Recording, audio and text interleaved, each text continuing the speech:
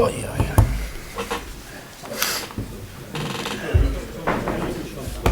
Freezing, isn't it? I know, isn't it?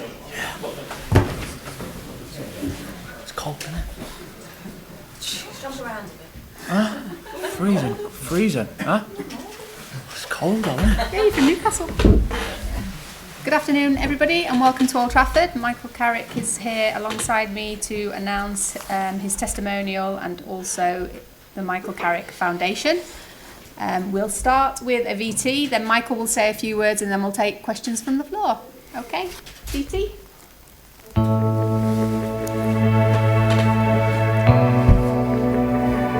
Just wanted to establish myself and train well and earn the respect of the players really before anything else, trying to show them that I'm good enough. Carrick is going to make his Manchester United debut.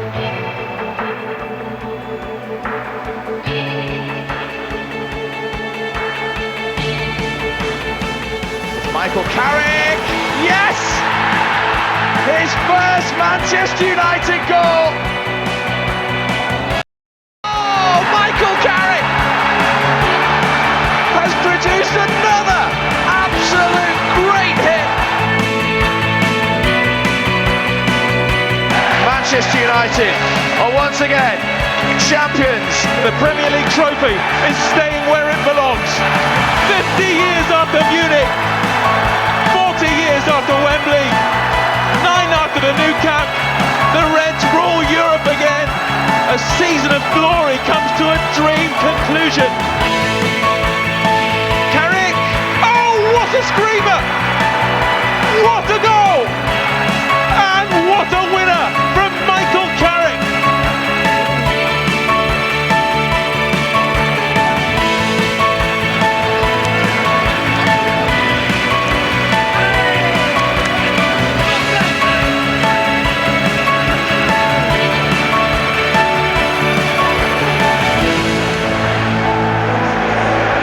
These are special moments, these are special years.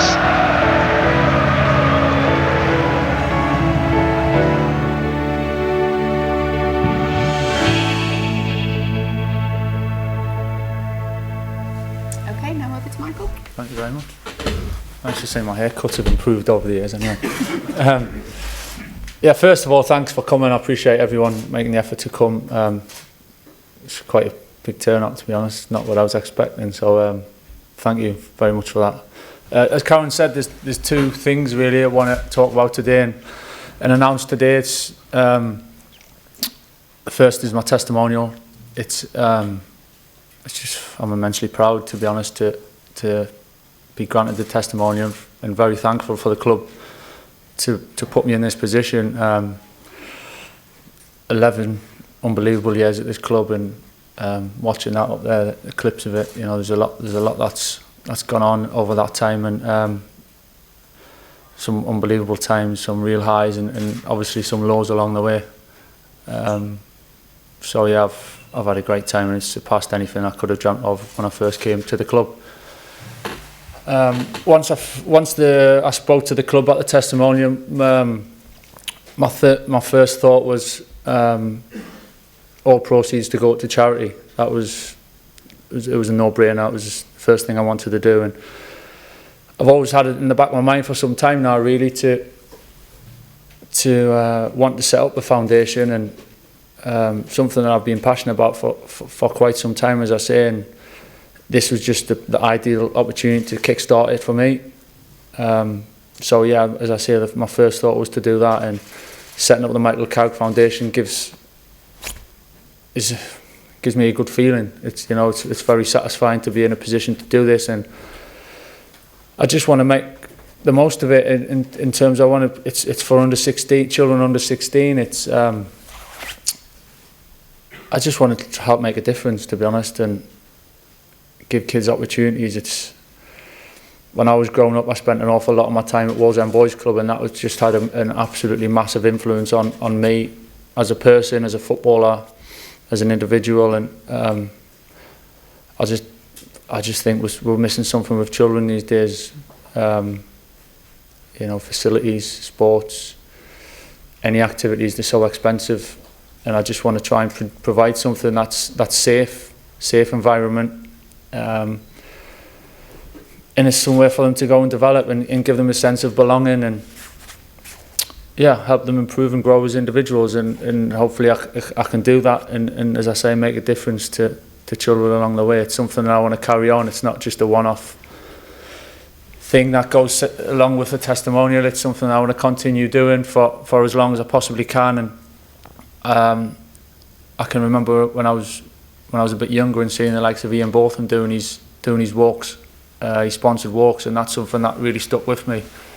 And he's carried that on for a number of years. And I'm not saying that I'm going to walk as far as him, but you know, it's something that I want to carry on doing. So it's something I'm very passionate about, and I look forward to doing that over the years to come.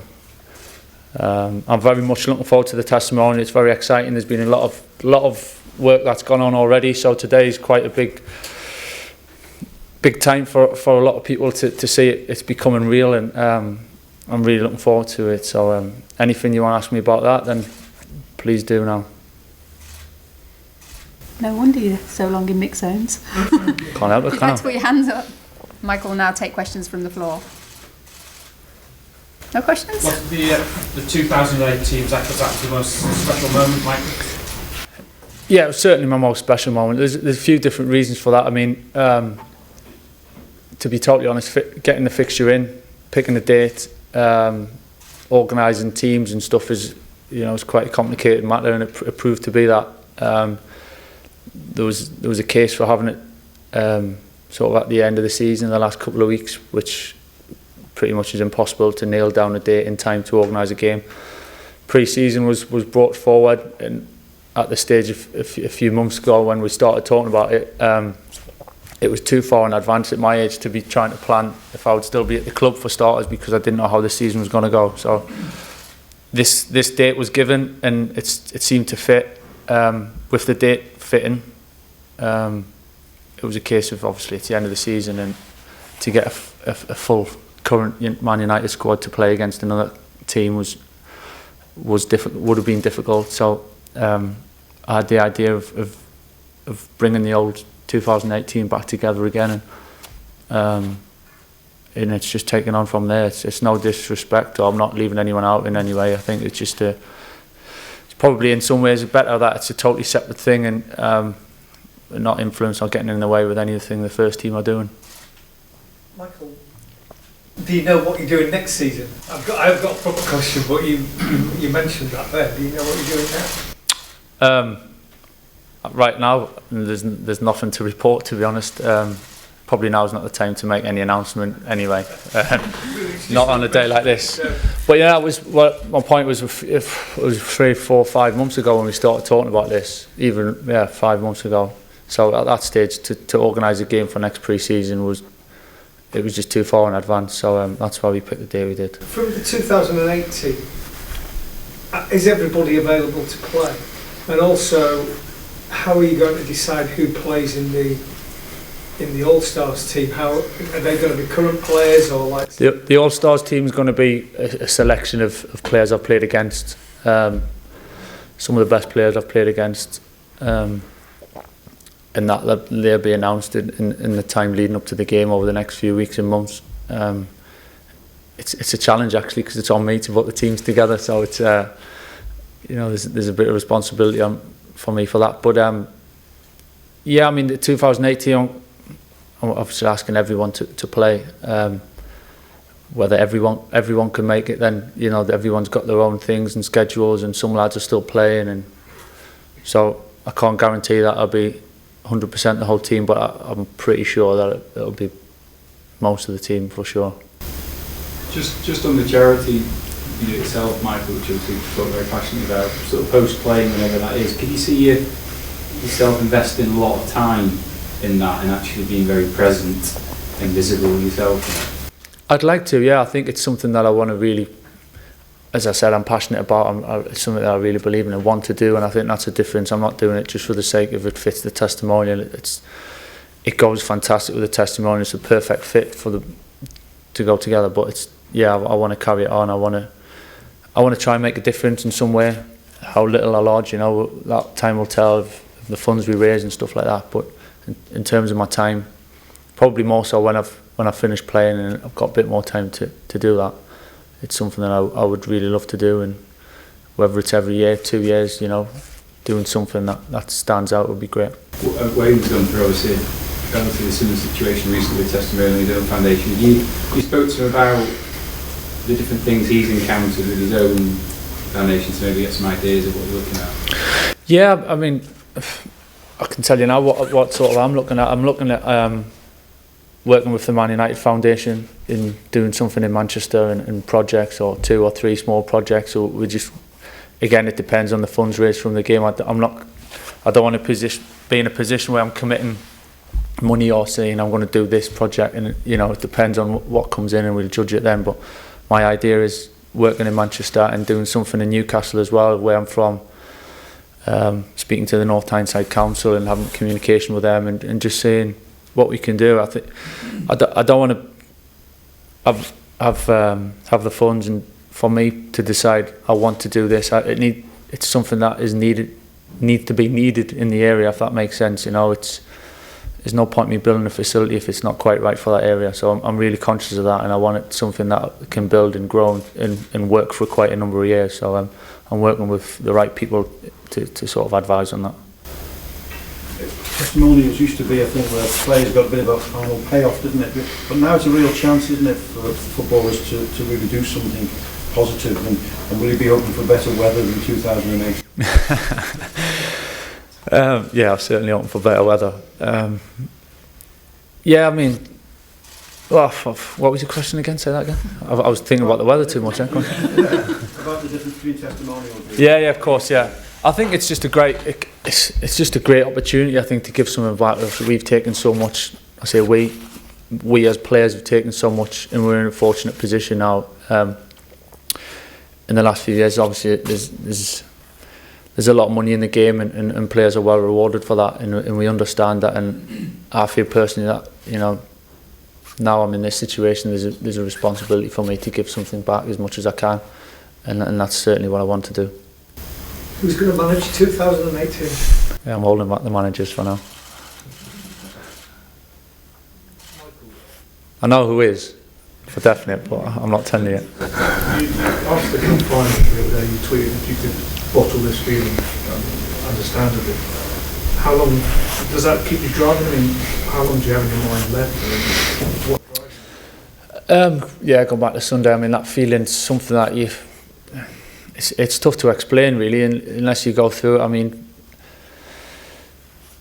looking from afar, being a supporter myself, as you know, as a kid, and when you see teams win things, it's a great feeling. But to personally achieve it is something very satisfying. And it's a feeling that once you get, I quickly learned that you need to look forward. You know, you need to get that feeling and appreciate that feeling of what you've achieved, but you need to look forward. That came from me. There was a big change in sort of my mentality on how I approached things. Was my first season here at United, was we won the league, and then about a week or 2 later we lost the FA Cup final. And if you had asked me then about winning the league, that was everything for me. You know, winning my first league title was unbelievable, and I thought that would have been the best summer for me. But actually, it was probably one of my worst in football terms, because we lost the FA Cup, and it was, I think looking back, it might have been a good thing, because it brought me down to earth a little bit, and made me realise actually it's the next one that counts. It's not the last one or the one before that. It's the next one, and that's something that I've learned from this club since I've been here. That's the culture of the club, and that's how it should be. So that's how it is now. Sunday was an unbelievable feeling to get my hands on the trophy again, but we were back in Wednesday morning training, and by then there was no mention of it. It was looking forward to Saturday and moving on. Okay, are we finished? I think we're going to split up into groups now, so if we can have the dailies together, perhaps over here. Thank you, and if the rest of the people that are doing one-on-one, thank you. Set up.